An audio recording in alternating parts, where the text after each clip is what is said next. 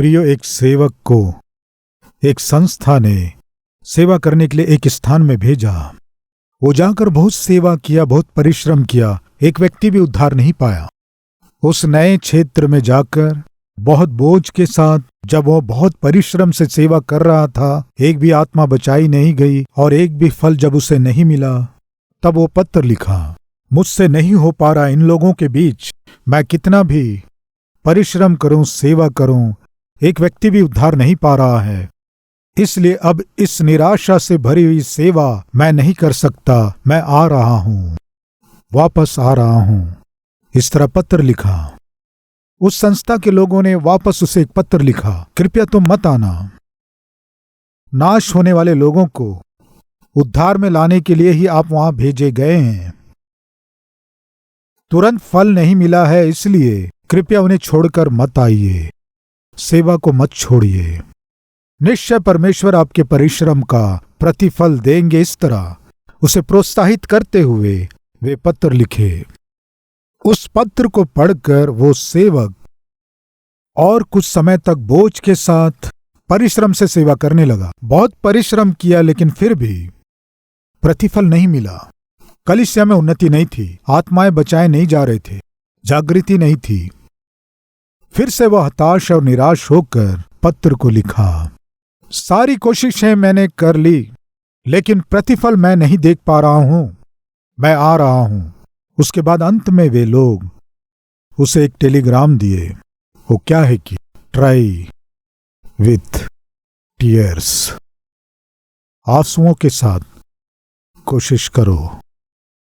इस एक बात को टेलीग्राम में लिखे, आंसुओं के साथ कोशिश करो।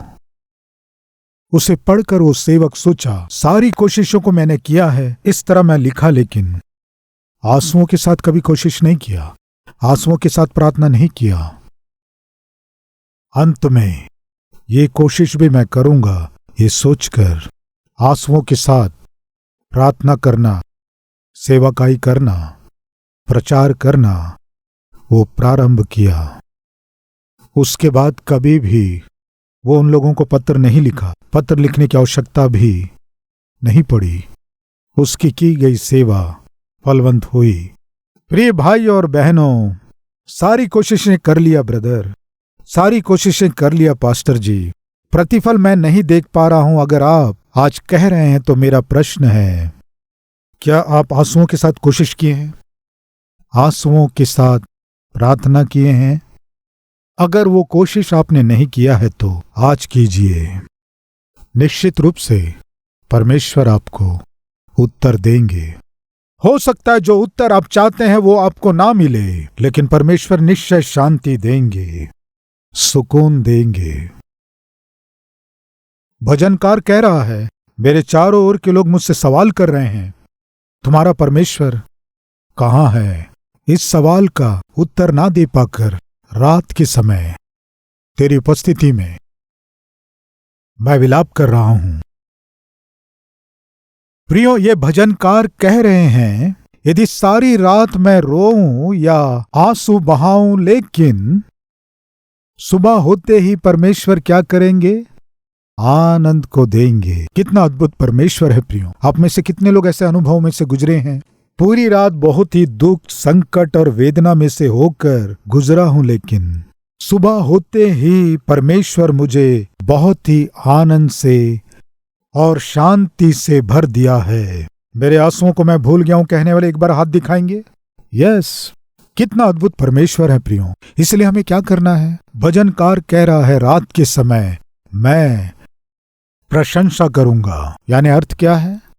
मैं प्रभु की आराधना करूंगा। प्रशंसा करूंगा यानी प्रभु की आराधना करना। प्रियो, रात के समय जख्मी होकर भी, अपमान के बीच, चोट के बीच पौलुस और सीलास क्या किए? आपको याद है क्या किए वे?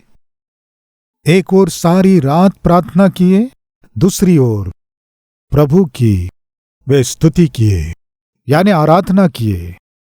वचन में हम देखते हैं, यदि तुम में कोई आनंदित है तो वो परमेश्वर के भजन गाए। यस, आनंदित है तो जिस कारण से आप आनंदित हैं, ऐसा कोई विजय या आपने जो चाहा है वो प्रतिफल? अगर आप पाते हैं तो परमेश्वर की स्तुति करना उतना कठिन नहीं है। जब आप आनंदित होते हैं उस समय परमेश्वर की स्तुति करना मुश्किल नहीं होता है। लेकिन जब आपके प्रश्नों का उत्तर नहीं मिलता है, उस समय असाध्य रोगों में से जब आप गुजरते हैं, चुका ना पाने वाले कर्जों में से जब आप गुजरते हैं, ना मिटने वाले अपमानों में से जब आप गुजरते हैं, ऐसे समय में परमेश्वर की स्तुति करना आसान नहीं है। लेकिन जैसे परमेश्वर को समझना है वैसे हम समझ सकें तो आप किसी भी प्रकार के दुख संकट में से होकर गुजर रहे हों, फिर भी निश्चय परमेश्वर की आप स्तुति कर पाएंगे। मैं जिन कष्टों को उठा रहा हूं उनके पीछे, मैं जिन क्लेशों को उठा रहा हूं उनके पीछे, विपत्ति के पीछे, अपमान के पीछे परमेश्वर किसी अद्भुत योजना को छिपा रखे हैं। क्योंकि बाइबल बताती है जो लोग परमेश्वर से प्रेम रखते हैं उनके लिए सब बातें मिलकर भलाई ही को उत्पन्न करती हैं, अर्थात उन्हीं के लिए जो उसकी इच्छा के अनुसार बुलाए हुए हैं। इस तरह बाइबल बताती है। यानी जो परमेश्वर से प्रेम करते हैं। आप में से कितने लोग परमेश्वर से प्रेम करते हैं? हाथ दिखाएंगे। क्या ये सच है? यूहन्ना ने कहा जिसने अपने भाई को देखा है उससे प्रेम नहीं कर सकता, तो जिस परमेश्वर को नहीं देखा है उससे कैसे प्रेम कर सकता है? दिखाई देने वाले व्यक्ति से प्रेम ना कर पाने वाला व्यक्ति ना दिखाई देने वाले परमेश्वर से कैसे प्रेम कर सकता है? बताइए, आसान नहीं है। अभी आपकी जांच। प्रिय भाइयों और बहनों, आपके घर में दिखाई देने वाली पत्नी से आप प्रेम कर सकते हैं क्या? ब्रदर, आप पर्सनल मैटर बात मत कीजिए। कहने वाले हैं क्या? फैमिली मैटर के विषय में बात मत कीजिए। फैमिली लाइफ अलग है, स्पिरिचुअल लाइफ अलग है। इन दोनों को कोई अलग कर सकते हैं क्या? प्रिय बहन, परमेश्वर से प्रेम करती हूं, आपने हाथ दिखाया। प्रिय भाई, परमेश्वर से प्रेम करता हूं, आपने हाथ दिखाया है। दिखाई देने वाले अपने पति से प्रेम कर पा रही हैं, दिखाई देने वाली अपनी पत्नी से प्रेम कर पा रहे हैं। तब आप उत्तर देंगे, मेरी पत्नी के विषय में आप नहीं जानते। बहन, आप भी यही कहेंगी ना? भाई थोड़ा आप रुकिए, आप मेरे पति के विषय में नहीं जानते। कृपया सुनिए, क्या आपके विषय में? हाँ, मुझे मालूम है। प्रिय भाई और बहनों, सुनिए, आपके विषय में वो परमेश्वर जानते हैं, और वैसे ही बहन आपके विषय में भी परमेश्वर जानते हैं। आप कह सकते हैं मेरे पति के विषय में आप नहीं जानते, मैं जानती हूं। मेरी पत्नी के विषय में आप नहीं जानते, मैं जानता हूं। आपके विषय में भी मैं नहीं जानता, लेकिन आपके विषय में, आपके पति के विषय में, आपके विषय में, आपकी पत्नी के विषय में परमेश्वर जानते हैं। सुनिए, आपके विषय में परमेश्वर सब कुछ जानकर भी आपसे प्रेम नहीं कर रहे हैं? बताइए, परमेश्वर मुझसे प्रेम करते हैं कहने वाले हाथ दिखाएंगे। राइट। असली में हाथ दिखाने में आपके जैसे आज्ञाकारी कौन है? बताइए। परमेश्वर मुझसे प्रेम कर रहे हैं और मैं परमेश्वर से प्रेम कर रहा हूं। हम खुल्लम खुल्ला कह रहे हैं, लेकिन जिस पति को देख रहे हैं उससे आप प्रेम नहीं कर पा रहे हैं, जिस पत्नी को देख रहे हैं उससे प्रेम नहीं कर पा रहे हैं, जिस माता पिता को देख रहे हैं उनसे प्रेम नहीं कर पा रहे हैं। परमेश्वर से प्रेम कर रहे हैं, झूठी बात है। समझ में आया? प्रभु के दास यूहन्ना ने कहा जिस भाई को देखा है उससे प्रेम नहीं कर पा रहे हो, जिस परमेश्वर को नहीं देखे उससे कैसे प्रेम करोगे? जो अपने भाई से बैर रखता है वो हत्यारा है। क्या लिखा है? जो अपने भाई से बैर रखता है, जो अपनी बहन से बैर रखता है, पति से बैर रखने वाली पत्नी, पत्नी से बैर रखने वाला पति, माता पिता से बैर रखने वाले बच्चे हत्यारे हैं। हत्यारों का स्वर्ग राज्य में पहुंचने का चांस नहीं है प्रियों। इसलिए इस सत्य को मत भूलिए। प्रियो, उस दिन पौलुस और सीलास जख्मी हुए, उन्हें भयंकर रूप से मारे। वे कोई गलती नहीं किए थे, वे कोई गलती नहीं किए थे। वे सुसमाचार प्रचार कर रहे थे। दुष्टात्मा पकड़ी हुई स्त्री को छुड़ाकर उसे अच्छा किए, वे भलाई किए, लेकिन अन्याय के साथ उन्हें मारकर, उन्हें पूरी तरह से जख्मी करके बंदी गृह में डाल दिए। वे कैसे प्रभु की स्तुति कर सकते हैं? उस रात वे कैसे भजन गा सकते थे? वही बता रहा हूं। पौलुस और सिलास अपने जीवन में जिस सत्य को जान लिए थे कि हमारे जीवन में जो भी घटना घटे उसके पीछे परमेश्वर एक भलाई को छिपा रखे हैं। वो रुकावट हो सकती है, विपत्ति हो सकती है, वो संकट हो सकता है, वो अपमान हो सकता है, वो बीमारी हो सकती है, आर्थिक संकट हो सकता है। कुछ भी हो, परमेश्वर उसे हमारे जीवन में अनुमति दिए हैं तो उसके पीछे किसी अद्भुत आशीष को छिपा रखे हैं। उसे मुझे समझना है या उसे स्वीकार करना है। पौलुस और सिलास उसे स्वीकार किए। कृपया सुनिए, सिलास जिसे हम कह रहे हैं ना, पौलुस और तिमुथियुस जवान हैं, लेकिन सिलास जवान नहीं थे। सिलास वास्तव में यरूशलेम में रहने वाली कलीसिया के अगुवे थे। अंताकिया की कलीसिया जब बढ़ रही थी, उन्नति कर रही थी, उन्हें जांचने के लिए और उनकी अच्छी रीति से अगुवाई करने के लिए यरूशलेम से भेजा गया वो एक अगुआ था। उतना ही नहीं, भविष्यवक्ता था।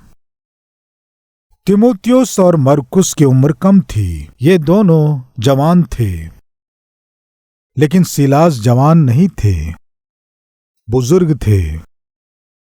यरूशलेम की कलीसिया के वे एक अगुवे थे।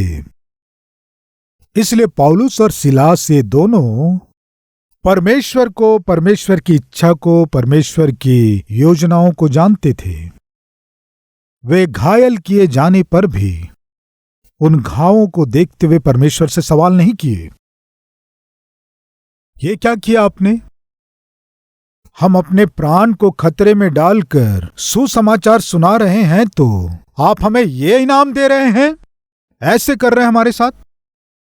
आप पर विश्वास करने के द्वारा, आपकी सेवा करने के द्वारा हमें यह प्रतिफल मिला है? प्रश्न नहीं किए। आज हम में से बहुत से लोग परमेश्वर से प्रश्न करते हैं। इसका कारण जानते हैं, परिपक्व नहीं होना। आप अपने जीवन में यदि समस्याओं में से होकर गुजर रहे हैं तो इन समस्याओं को मेरे जीवन में क्यों अनुमति दी गई है समझ नहीं पाएंगे तो ये परिपक्वता नहीं है। ऐसे लोग हमारे बीच में बहुत हैं। प्रिय पौलुस और सिलास सवाल नहीं किए, घायल किए गए सवाल नहीं किए, मारे गए सवाल नहीं किए, जंजीरों से जकड़ दिए गए सवाल नहीं किए, और ऊपर से घायल होकर भी, अपमानित होकर भी वो क्या किए जानते हैं? सारी रात परमेश्वर की प्रशंसा किए। इसे देखकर परमेश्वर क्या किए? बंदी गृह की नींव हिलाकर रख दिए। परमेश्वर की स्तुति करने में सामर्थ है। कष्टों में से, समस्याओं में से, आंसुओं की तराइयों में से गुजरते हुए भी मेरा परमेश्वर अन्यायी नहीं है। मेरा परमेश्वर विश्वास योग्य है। आज मेरे जीवन का एक कष्ट हो सकता है, दुख हो सकता है, बेरोजगारी हो सकती है, संतान नहीं होना हो सकता है, या बहुत से कष्टों और नष्टों में से होकर मैं गुजर रहा हूं, तब भी इसके पीछे मेरे परमेश्वर की अद्भुत योजना है। उस योजना को परमेश्वर निश्चय मेरे जीवन में एक दिन पूरा करेंगे। विश्वास कर रहा हूं। इसलिए कष्टों में भी मैं क्या करूंगा? प्रशंसा करूंगा। कोरह के पुत्रों के द्वारा लिखा गया ये भजन जब आप पढ़ रहे हैं तो आपको कैसा लगा? प्रारंभ के 1-2 वचनों में ही रोना। मैं रात के समय विलाप कर रहा हूं, रो रहा हूं, आंसू बहा रहा हूं। राइट? वही कोरह के पुत्र उसके बाद क्या लिखे 8वें वचन में? मैं उसका गीत गाऊंगा। भजन 42:8 का दूसरा लाइन। और रात को भी मैं उसका गीत गाऊंगा। पहले आंसू, फिर अभी क्या है? गीत। रोने के समय मैं रोया और उसी समय गीत गाना पड़े तो गीत गाऊंगा। हमेशा रोते नहीं रहूंगा। हमेशा रोते मत रहिए। विलाप करते समय विलाप कीजिए। प्रशंसा करना पड़े तो प्रशंसा कीजिए। प्रार्थना करना पड़े तो प्रार्थना कीजिए। प्रियो, विलाप किया, प्रशंसा किया, कह रहा है देखिए, और रात को भी मैं उसका गीत गाऊंगा और अपने जीवनदाता ईश्वर से प्रार्थना करूंगा, विलाप करूंगा, प्रशंसा करूंगा, प्रार्थना करूंगा। ये मेरे जीवन में एक अद्भुत आत्मिक आदत के रूप में बना लिया हूं। प्रिय, विलाप करना पड़े तो हम विलाप करेंगे, स्तुति के समय स्तुति करेंगे। प्रिय, बहुत से लोग जब हम सब मिलकर प्रभु की प्रशंसा करते हैं, इधर उधर देखते रहते हैं, मुंह से एक शब्द नहीं निकलता है। अगर हम इनके घर जाएं तो इनकी जुबान एक मिनट के लिए भी चुप नहीं रहती। लेकिन जब प्रभु की कलीसिया में आते हैं, प्रभु की स्तुति करेंगे, प्रशंसा करेंगे कहने से मुंह खुलता नहीं है, मुंह से एक भी शब्द नहीं निकलता है। प्रभु की उपस्थिति में आकर हर एक जन को प्रभु की प्रशंसा करनी है। विलाप करते समय विलाप करना है, प्रशंसा करने के समय प्रशंसा करना है, प्रार्थना करने के समय प्रार्थना करना है। पौलुस और सिलास पूरी रात प्रशंसा किए, जख्मी होकर भी प्रभु की स्तुति किए। जख्मी थे, दर्द हो रहा था, फिर भी प्रभु की स्तुति किए। फिर क्या हुआ? भला हुआ। फिर क्या हुआ? अद्भुत काम हुआ। फिर क्या हुआ? एक आत्मा के उद्धार का कार्य हुआ। परमेश्वर भूकंप होने दिया, बंदी गृह के नींव हिला दिया, द्वार खुल गए, फाटक की जंजीरें टूट गई, कैदियों के बंधन टूट गए। सारे कैदियों को भाग जाना था, लेकिन जिन कैदियों को भाग जाना था वे बदल गए। उस दिन पौलुस और सिलास जब स्तुति कर रहे थे और प्रार्थना कर रहे थे, गीतों के द्वारा, प्रार्थना के द्वारा परमेश्वर के महानता का जब बखान कर रहे थे, कैदियों को उस दिन भाग जाना चाहिए था। भूकंप आकर जब सारे द्वार खुल गए, भागना था लेकिन नहीं भागे, बदल गए। इन्हें यदि बाहर रखेंगे तो ये लोग बहुत से लोगों को प्रभावित करके उन्हें उद्धार में ले आएंगे सोचकर बंदी गृह में डालने से बंदी गृह में क्या हुआ? वहां के कैदी भी उद्धार पा लिए। अद्भुत है ना? उस दिन जब वे घायल किए गए और मार खाए, वे इस सत्य को जानते थे कि इसके पीछे एक योजना है। परमेश्वर यदि इस बंदी गृह में हमें लाया है तो कोई ना कोई एक कारण है। इस चार दीवारी में यदि हमें रखा है तो इसका कोई ना कोई कारण है। इस अपमान में से परमेश्वर हमें गुजरने दिया है तो इसका कोई ना कोई कारण है। आज हमारे बीच कोई है कैसे कहने वाले, मुझे समझ में नहीं आ रहा है ये समस्या मेरे जीवन में क्यों आई है, क्यों ऐसा कष्ट परमेश्वर आने दिए हैं, क्यों ऐसी परिस्थिति को परमेश्वर होने दिए। अगर ऐसा आप सोच रहे हैं तो सुनो, यदि आप परमेश्वर की इच्छा के अनुसार चलने वाले व्यक्ति हैं तो परमेश्वर आपके लिए एक अद्भुत योजना को बनाकर रखे हैं। ये सत्य है। पौलुस और सिलास के जीवन में यही हुआ। इस सत्य पर वे विश्वास किए, इसलिए प्रभु की स्तुति कर सके, प्रभु से प्रार्थना कर पाए। परमेश्वर उत्तर दिए, भूकंप भेजे, बंदी गृह के द्वार खुल गए, जंजीरें टूट गए। जब भूकंप हुआ, द्वार खुल गए, जंजीरें टूट गई। प्रियो, बताइए ऐसे समय में कौन सा कैदी बंदी गृह में रहेगा? सब भाग जाएंगे। उस रोमी साम्राज्य में यदि कैदी भाग जाएं तो बंदी गृह के अधिकारी को मार देते हैं, मृत्यु दंड दे देते हैं, या फिर भयानक यातना देकर मार डालते हैं। बंदी गृह का अधिकारी इस विषय को जानता था, इसलिए जब बंदी गृह के द्वार हिल गए थे और फाटक खुल गए थे, वो सोचा कि जंजीरें टूट गए, सब भाग गए होंगे। वो अपने आप को मारने की कोशिश किया। तब पौलुस ने ऊंचे शब्द से पुकार कर कहा, अपने आप को कुछ हानि ना पहुंचा। एक व्यक्ति भी वहां से भागा नहीं। हे सज्जनों, उद्धार पाने के लिए मैं क्या करूं? क्या करूं? प्रभु यीशु मसीह पर विश्वास कर तो तू और तेरा घराना उद्धार पाएगा। फिर क्या हुआ? उसी रात को जिस बंदी गृह के अधिकारी ने उन्हें जख्मी किया, उसी बंदी गृह के अधिकारी के हाथों से परमेश्वर ने उनके घावों को धुलवाया। कितना अद्भुत परमेश्वर है।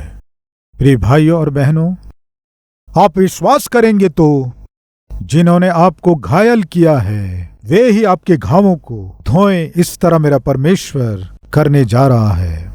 वही बंदी गृह का अधिकारी पौलुस और सिलास को अपने घर ले गया। उनके सुसमाचार को भय और भक्ति के साथ सुना। वो सुना और उसका पूरा परिवार सुना।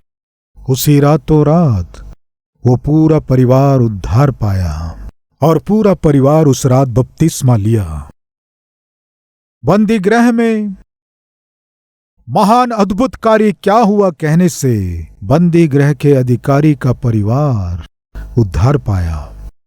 तब पौलुस और सिलास एक दूसरे को देखकर हंसे होंगे। ऐसा कुछ होने जा रहा मैं सोच रहा था। परमेश्वर जब हमें बंदी गृह में भेज रहे थे तभी मुझे ऐसा लगा कि इसके पीछे परमेश्वर का कोई महान उद्देश्य है। प्रियो सुनिए, एक भयानक खतरनाक दुष्ट अपराधी जिस बंदी गृह में था, एक आत्मिक व्यक्ति को उसमें डाल दिए। यह व्यक्ति एक आत्मिक व्यक्ति था, इसलिए दुष्ट और खतरनाक अपराधी के कमरे में उसे डाल देने के बाद वो आत्मिक व्यक्ति लगातार घुटने टेककर प्रार्थना करता था। उसके साथ जो अपराधी था वो उस पर ध्यान दे रहा था। तब वो इस आत्मिक को देखकर कहा, क्यों भाई सुबह से शाम तक प्रार्थना कर रहे हो? क्यों तुम्हारा परमेश्वर आकर तुम्हें छुड़ाएगा सोच रहे हो? ऐसे पागलपन की सोच मत सोचो। 20 साल हो गए मैं यहां आकर, मुझे कोई नहीं छुड़वाया, इसलिए तुम्हें भी कोई नहीं छुड़ाएगा। वो परमेश्वर उतर कर नहीं आएगा। प्रार्थना करना बंद कर दो, बोला। तब उस आत्मिक व्यक्ति ने क्या कहा जानते हैं? मेरे प्रार्थना करने का कारण परमेश्वर आकर मुझे छुड़ाएंगे, इसीलिए मैं प्रार्थना कर रहा हूं। ये तुम्हें किसने बताया? तो तुम किसके लिए प्रार्थना कर रहे हो? तब उस आत्मिक व्यक्ति ने कहा, अन्याय से मुझे कैद में डाल दिए। मैं क्या प्रार्थना कर रहा हूं जानते हैं? परमेश्वर मुझे इस बंदी गृह से बाहर निकाल दे कहकर नहीं कर रहा हूं। तो फिर इस बंदी गृह में आप मुझे क्यों लेकर आए? तेरी उस मर्जी को मुझे प्रकट कर पिता, ये कहकर प्रार्थना कर रहा हूं।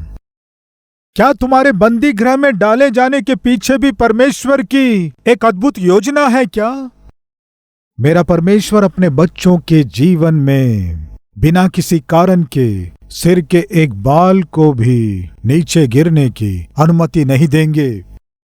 इसलिए मुझे यहां लेकर आए हैं तो इसके पीछे परमेश्वर की एक अद्भुत योजना है। प्रिय भाइयों और बहनों, दुख और तकलीफों में से, परेशानियों में से, बीमारियों में से, समस्याओं में से, मुसीबतों में से गुजरते समय इसे क्यों अनुमति दी है प्रभु? ऐसे रोना नहीं। इसके पीछे आपकी मर्जी क्या है प्रभु? प्रार्थना करना ही एक सच्चे आत्मिक के गुण हैं। प्रिय, विलाप करने के समय हम विलाप करें, प्रशंसा करने के समय हम प्रशंसा करें, प्रार्थना करने के समय हम प्रार्थना करें। फलस्वरूप परमेश्वर के देने वाले अद्भुत शांति को हम अनुभव करेंगे। बहुतों के लिए एक आदर्श का जीवन हम जिएंगे। ऐसा अनुग्रह परमेश्वर हम सब पर करे। आइए हम मिलकर प्रार्थना करें।